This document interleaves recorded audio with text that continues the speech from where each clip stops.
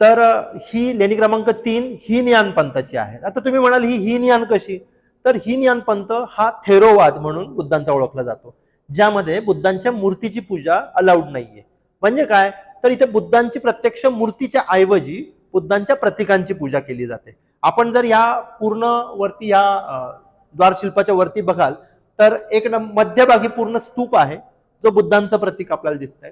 त्याच्याच तुम्ही डाव्या बाजूला जाल तर चक्र दिसतंय आणि त्याच्या इकडे उजव्या बाजूला याल तर आपल्याला इथे बोधी वृक्ष दिसतो, ज्या खाली त्यांना ज्ञानप्राप्ती झाली. ही बुद्धांची प्रतीकं आहेत आणि बाजूला 2 चिबरधारी असणारे बौद्ध भिक्खू आहेत आणि 2 सेवक पण आपल्याला दिसत आहेत. हीनयान पंथाची लेणी कशी ओळखायची हे आपण बघूयात आतील विहारामध्ये. आपल्या समोर इथे एक स्तूप दिसतोय. जसं मी तुम्हाला सांगितलं की हीनयान पंथामध्ये स्तूपाचीच पूजा केली जाते किंवा प्रतीकांची पूजा केली जाते. तर हा एक प्रतिकात्मक स्तूप आहे.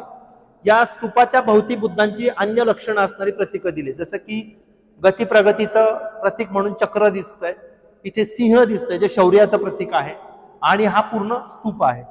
बाजूला 2 स्त्रियांचं स्थान पण आपल्याला दिसतंय, ज्या या स्तूपाची सेवा करतायत. वरती 2 यक्ष आहेत, एकाने हातामध्ये हार घेतलेला आहे, एकाने नैवेद्य सुद्धा घेतलेला आहे आणि ह्या पूर्ण स्तूपाची आपल्याला इथे रचना दिसते.